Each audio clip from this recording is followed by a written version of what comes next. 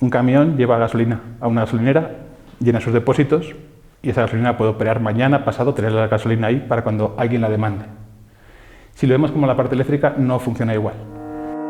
¿Vas a estar consumiendo una cantidad y generando la misma o en un rango de variación muy pequeño? En mi opinión, es un órgano o un animal casi vivo.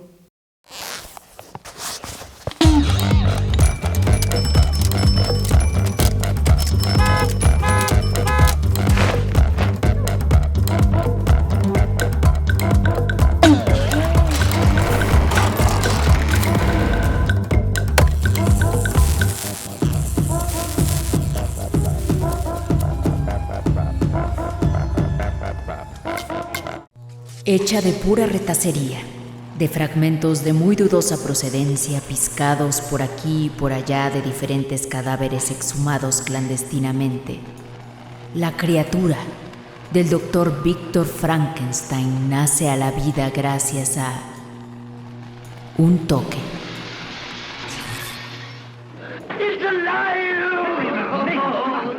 Lo que sucede a continuación no viene al caso en esta historia, pero no varía mucho de lo que pasa en la vida de un inadaptado. Solitario, tierno y cariñoso, busca a alguien que le proporcione algo de cariño y termina siendo linchado. En 1816, Mary Shelley, la autora de la novela de donde salen todas las películas sobre Frankenstein, que son muchísimas, crea ciegas en el poder de la ciencia y la tecnología para llevar al hombre al siguiente nivel. Está seducida por completo por los experimentos de Luigi Galvani, que tratan sobre el poder de la electricidad para avivar cuerpos inertes.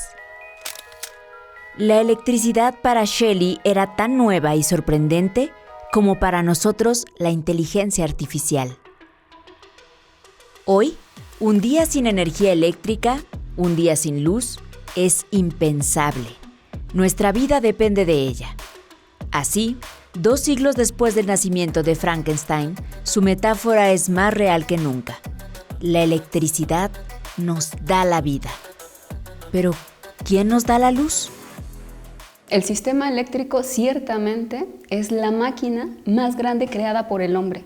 Toda la infraestructura de la que está compuesta esta máquina empieza desde la planta de generación, pasa por los transformadores que la cambian de tensión, pasa por toda la red nacional de transmisión, la RNT que le llaman, pasa otra vez por otros transformadores y la manda hacia las redes de distribución, las RGD, las redes generales de distribución, y estas ya se encargan de mandarlas ya pues, a nuestros hogares. Tenemos acceso a esta máquina donde nosotros podemos conectarnos para alimentar nuestros móviles, para prender la televisión, para prender la luz, para tener energía eléctrica. La vemos todos los días y la pasamos desapercibido y no tenemos como conciencia del valor que realmente tiene esa máquina. Y es una máquina tan grande, tan extensa, o sea, tiene cerca de o alrededor de 1 millón de kilómetros en una superficie de más o menos 2 millones de kilómetros que tiene los Estados Unidos mexicanos. Y esta máquina inmensa de 1 millón de kilómetros de extensión empezó a armarse en la ciudad de León, Guanajuato, en 1879, con la instalación del primer generador, una pequeña termoeléctrica que dotaba de electricidad a la textilera, La Americana. Aunque en realidad fue hasta diciembre de 1881 cuando el servicio de electricidad se volvió público para la Ciudad de México. Aquella noche se encendieron 40 lámparas en la Plaza de la Constitución, en el Zócalo, y 100 en la Alameda Central. Fue todo un acontecimiento. Y a partir de aquellos años, la red no dejó de crecer y crecer.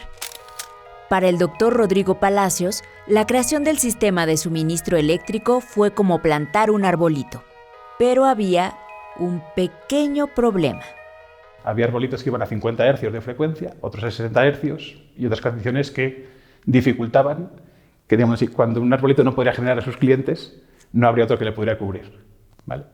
Para eso lo que se hizo es integrar el sistema, es decir, interconectar en la mayor medida posible todos los elementos que consumen energía eléctrica y generan, para que todos puedan colaborar pues cuando haga falta generar energía o reducirla. Un hercio en física es la cantidad de veces por un segundo que se repite una onda, sea sonora o, como en este caso, electromagnética. En lenguaje común y corriente, lo que el doctor Rodrigo Palacios está diciendo es que en ese huerto que crecía, había unos árboles que daban limones, mientras que otros daban aguacates, y había que uniformar. Para 1937, 3 compañías extranjeras dominaban el mercado de la energía eléctrica en el país. Los apagones eran constantes y las tarifas altas. Además, solo 1/3 de la población tenía luz, algo así como entre 6 y 7 millones de personas. Por eso, en agosto de ese año, el presidente Lázaro Cárdenas crea la Comisión Federal de Electricidad para organizar y dirigir un auténtico sistema nacional de generación, transmisión y distribución de la energía eléctrica. Vaya, para que no tuviéramos limones por un lado y aguacates por el otro. De ahí viene la parte de que pues, cuando se va construyendo año con año más redes, más plantas de generación, lo que se busca es interconectar la red más, o sea, hacer, digamos así, pasar de tener un arbolito a tener una malla que permita muchas más conexiones entre los elementos que componen ese sistema como tal. Sin embargo, ¿en qué consiste este sistema? ¿Cómo opera la máquina más grande del país? ¿Por qué no se nos va la luz en Ciudad de México? Hay una forma de entender el sistema eléctrico. Lo primero que tenemos que tener claro es que la energía se tiene que generar en el mismo momento que se consume. Entonces, vas a estar consumiendo una cantidad y generando la misma o en un rango de variación muy, muy pequeño. Esto, obviamente, a nivel macro. ¿Qué es el sistema eléctrico? Entonces es como una tubería a presión que se tiene que mantener con una presión constante. Si entregas energía más de la que se consume, incrementas la presión. Si lo haces en menor proporción, disminuye la presión y eso hace que no funcione o que pueda ser dañado el sistema eléctrico. Sin embargo, la electricidad, a la que también se le llama elegantemente fluido eléctrico, no es cualquier fluido, como lo son el agua o el aceite. Para que se comporte como tal, o sea, para que en realidad fluya correctamente, debe tener otras características que ni el agua ni el aceite tienen. Lo que es necesario es que esa energía que está inyectando en la red tenga también pues, una frecuencia determinada, una amplitud de onda y otras condiciones técnicas específicas. Si eso se desbalancea, es cuando van a producirse apagones. Hay muchísimos requisitos técnicos. La armonía debe de ser perfecta de la potencia. Las ondas deben de ser muy estables. De otra manera, nos puede tronar los equipos. Para que visualicemos el sistema, imaginémonos el sistema eléctrico como un conjunto de agentes en el cual tenemos como 900 plantas de generación eléctrica en el país distribuidas. Es decir, cada una de esas puede encender o apagar más su planta, o un día, si está manteniéndola, no puede encenderla, ¿vale? Y a la vez tenemos pues, 130 a 125 millones de consumidores que cada uno consumimos electricidad cuando nos apetece. Y aquí lo complejo del asunto es mantener el equilibrio entre la generación de la energía eléctrica y la demanda. Esa es la ecuación estrella que mantiene el sistema operando en todo momento y en cada lugar.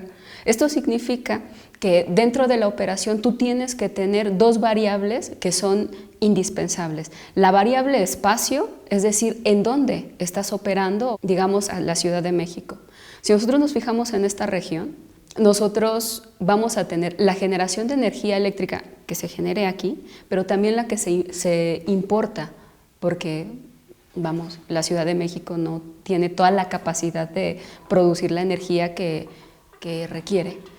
Más la que se importa, tiene que ser exactamente igual a la energía que se consume, más la que se pierde, más la que se extrae, la que se exporta.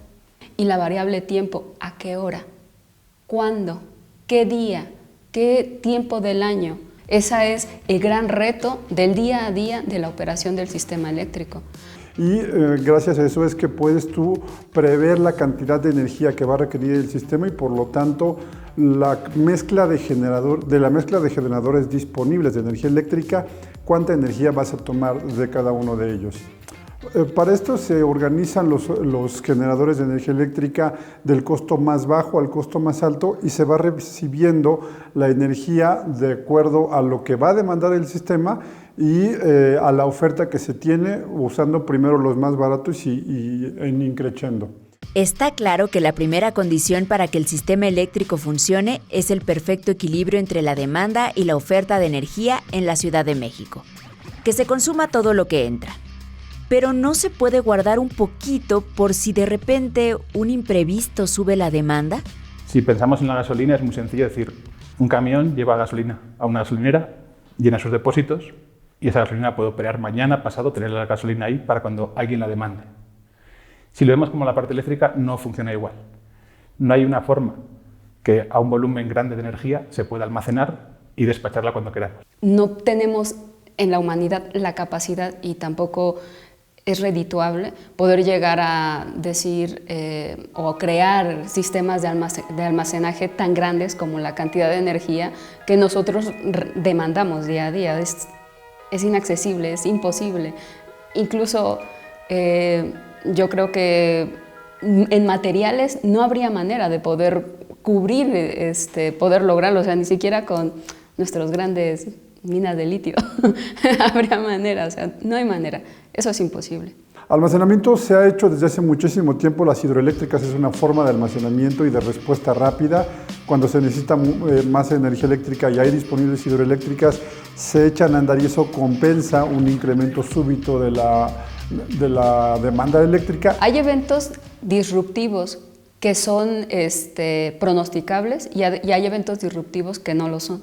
Los eventos disruptivos que son pronosticables los podríamos resumir, por ejemplo, a las fechas que son festivas, como la Navidad, el Año Nuevo, incluso las temporadas de fútbol. Por ejemplo, el Estadio Azteca, cuando se llena, ya hay un registro de cómo ha funcionado los otros años. Entonces estos historiales de cómo ha sido el consumo, de si quién gana, de si gana uno, gana el otro, se preparan en ambas partes. Por ejemplo, si juega Chivas contra América, por ejemplo, el sistema ya está preparado para ver en ambos casos si uno gana, si otro pierde. En donde se gana, se consume más energía eléctrica. Y eso ya está estudiado y eso ya, acerca de los historiales, se tiene controlado hora por hora. Aunque hay eventos disruptivos aleatorios, muy difícilmente pronosticables, como el huracán Otis de Acapulco. Si ha sido demasiado grande y al ser algo físico y ha dañado a lo mejor los vientos, han tirado los transformadores, se ha caído un árbol encima de las líneas eléctricas, eso también está estudiado. De si viene un huracán, dependiendo de la intensidad, van viendo qué tipo de acciones van a ir tomando y se está estudiando hora por hora. ¿Quién es capaz de controlar esta inmensidad de máquina que mantiene a la Ciudad de México y al país con vida? La planeación de los sistemas eléctricos tiene que ser algo de muy largo plazo. Lo que no hagas ahorita o lo que hagas ahorita va a impactar en lo que sucede en 5, 6, 7 años, que tengas o no capacidad de generación disponible. El Centro Nacional de Control de Energía lo que realiza es un sinfín de pronósticos. Para la demanda eléctrica de este momento, CENACE hizo un pronóstico hace 5 o 6 años, cuando elaboró el programa de planificación de la Red Nacional de Transmisión, pero luego sigue haciendo pronósticos de esta misma hora, de ahora mismo, años con año, mes con mes, y los últimos serían antes de ayer para el mercado diario de adelanto y luego intradiarios, que son, si no recuerdo mal, cada 2, 4 y 8 horas, para reajustar su estimación de cómo va a ser la demanda. La salud del sistema de suministro eléctrico depende directamente de la precisión de los pronósticos de la demanda en un cierto lugar. Si sabemos cuánta energía eléctrica va a demandar la Ciudad de México un día jueves a la 1 de la tarde, se podrá saber cuánta se tiene que generar en tiempo real para cubrirla. Dentro de los patrones del consumo eléctrico hay que descomponer la variable tiempo. Dentro de la variable tiempo, tú puedes descomponer la variable hora por hora y analizar esa hora a lo largo de diferentes subdimensiones del tiempo. Tú puedes ver el comportamiento de una hora, digamos, a lo largo del día, de las horas del día. También puedes estudiar esa misma hora, digamos la 1 de la mañana, pero a lo largo de la subdimensión que representa a los días. La 1 de la mañana del lunes, la 1 de la mañana del martes, del miércoles, y todas estas son diferentes hasta llegar a la 1 de la mañana del domingo. Y también puedes estudiar esta misma hora de la 1 de la mañana del día lunes a lo largo de cada una de las semanas del año. No es lo mismo la 1 de la mañana del primer lunes del año a la 1 de la mañana de mediados del año, por ejemplo, ¿no? Ese es el gran reto del día a día de la operación del sistema eléctrico. A la hora de generar la energía eléctrica hay un montón de toma de decisiones de qué plantas se van a encender, a qué hora se van a encender, con qué potencia se van a encender para lograr mantener esta demanda. Se generan patrones un día antes, o sea, un mes antes, un día antes, y se generan patrones a lo largo de todo el día, varias veces al día, y de manera constante, a veces 15-minutalmente, y luego por cada una de las regiones de estudio. Hagamos un pequeño silogismo. Si los pronósticos son precisos y por tanto la generación es la correcta y suficiente, entonces no hay razón alguna para que haya apagones.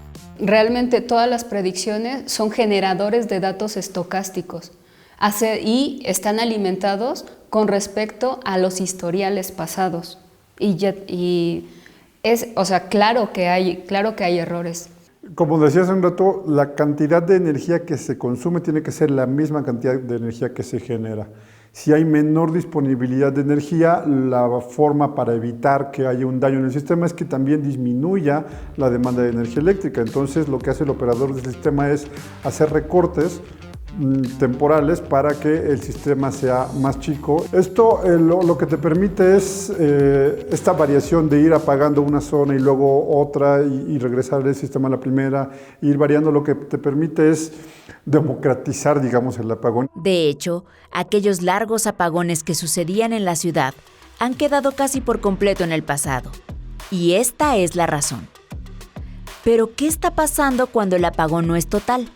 Cuando todo en casa se queda a media luz. Si tú a una casa le bajas la energía que le llega sobre lo que esperaría, va a ocurrir este efecto, de que te fluctúe, de que tengas más bajito, pero es más seguro.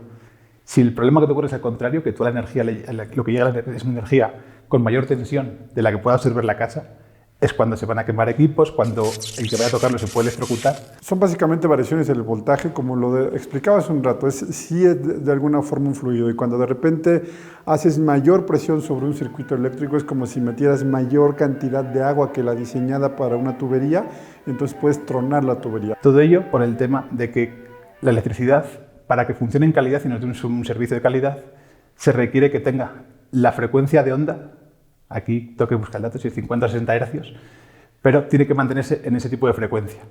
Si varía ligeramente la frecuencia de la onda, la calidad de energía no es apta para el consumo. O sea, sí que existe un riesgo de, si no se maneja bien toda esa planificación previa y operativa que hace CENACE, que haya un riesgo de, una región o una zona se quede sin luz. Si bien existe teóricamente y hay una gran cantidad de protocolos justamente pensados en que se evite eso. Creo que lo primero importante es mencionar, cuanto más grande es un sistema eléctrico, más capacidad tiene de autoequilibrarse. En México hay 3 sistemas eléctricos, el de Baja California Sur y el sistema interconectado nacional, que abarca el resto del país.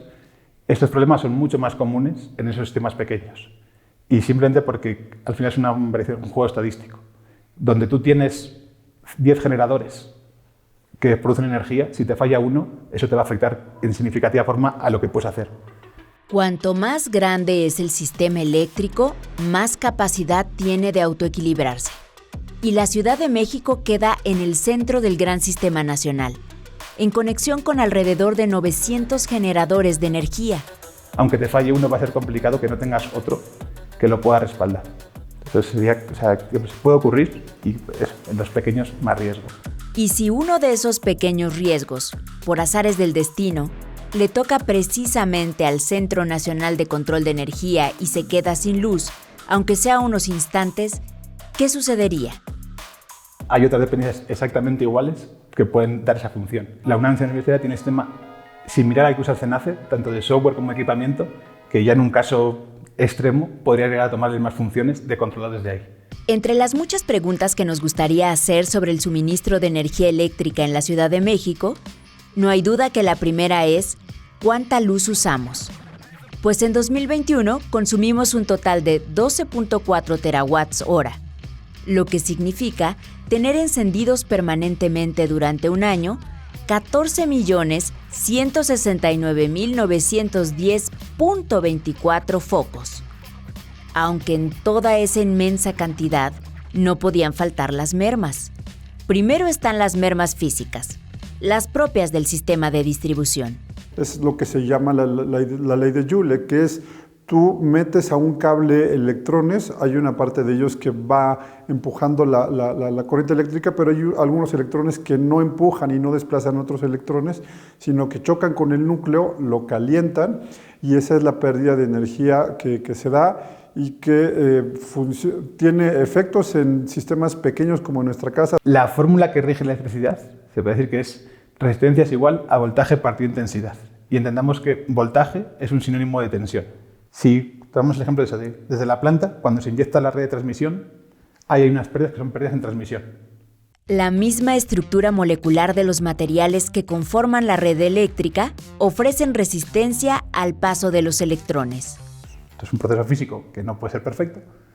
Y un segundo nivel que son las pérdidas no técnicas. Aquí lo que estamos hablando es eso del el guachicoleo eléctrico o los diablitos. La principal razón por la cual, pese a que sean muchos los diablitos, el consumo que va en este rubro de pérdidas no técnicas, es difícil que haga colapsar el sistema, viene siendo que cuando se producen excesivas se podría cortar el circuito de distribución en el que se produce ese nivel, ¿vale? Y esto permite visualizarlo, cuánto de energía se roba en cada una de las zonas de carga. Y desde ese nivel de patrón, digámoslo como mapa de calor, en esos mapas se puede ver que hay casos en los que las zonas donde se produce mayor robo de energía eléctrica sí que tienen que ver con zonas de bajos ingresos, pero también hay puntitos que te aparecen en zonas que dices, esto no es de bajos ingresos. Lamentablemente eso no solamente termina por afectar las finanzas de una empresa que terminamos pagando todos el resto de usuarios, sino que también te puede afectar en la calidad de la energía eléctrica y terminar estropeando los aparatos eléctricos de quien está alrededor de esto, ¿no? Aunque no tengan factura ni contrato con CFE, son usuarios del sistema eléctrico, o sea, consumen como cualquier otro más cuando les apetece y como demandan energía. Entonces lo que se buscaría es regularizar esos usuarios mediante un programa que se llama Hogares Solares o Bono Solar, que lo que busca es que a esa gente primero se le regularice, es decir, ya se le quite el diablito, se le ponga un contador estándar, pero para que ese consumo, ese gasto de energía que va a tener no le siga perjudicando su ya de por sí negativa o mala situación económica, lo que se le favorezca es que se le instalen paneles fotovoltaicos para generar la energía que esa persona consume. Una solución equivalente se podría encontrar para los mercados sobre ruedas, para el ambulantaje y, en general, para todo el comercio informal, utilizando medidores móviles a través de aplicaciones en teléfonos celulares. Por otra parte, para aquellos usuarios que se cuelgan del sistema teniendo poder adquisitivo, sean industrias o zonas residenciales queriendo sacar ventaja, a ti te sancionamos porque lo tuyo ya no era una necesidad básica que estabas cubriendo como tal, sino era un capricho de no querer pagarlo cuando realmente podías, en consecuencia. Esto si se plantea como un programa integral en el cual inicialmente a CFE Distribución se le den fondos para que empiece a hacer este sistema de auditorías y luego se balancea tanto los costos de inversión en equipos fotovoltaicos como las posibles o potenciales multas que va a poder tener a usuarios que no quieran estar pagando la luz, se puede hacer un sistema que finalmente sea reenvolvente en cuanto a que no requiera un gasto público para CFE, sino más bien lo que multe a unos usuarios por estos diablitos le permita dar solución a los usuarios que se encuentran en pobreza energética. Estamos no solo ante la máquina más grande de México, estamos ante quizás la más asombrosa capaz de crecer y cicatrizar. Estamos ante una máquina casi viva, el sueño de Mary Shelley hecho realidad. En mi opinión, es un órgano o un animal casi vivo, porque se está corrigiendo todo el tiempo, se está en movimiento y todo el tiempo se está moviendo, es impresionante. O sea, todo lo que se hace para que esto tenga una sinergia, es como todo un ecosistema complejísimo de todas partes para alimentar el movimiento de este animal, de darle vida a esto, es bestial.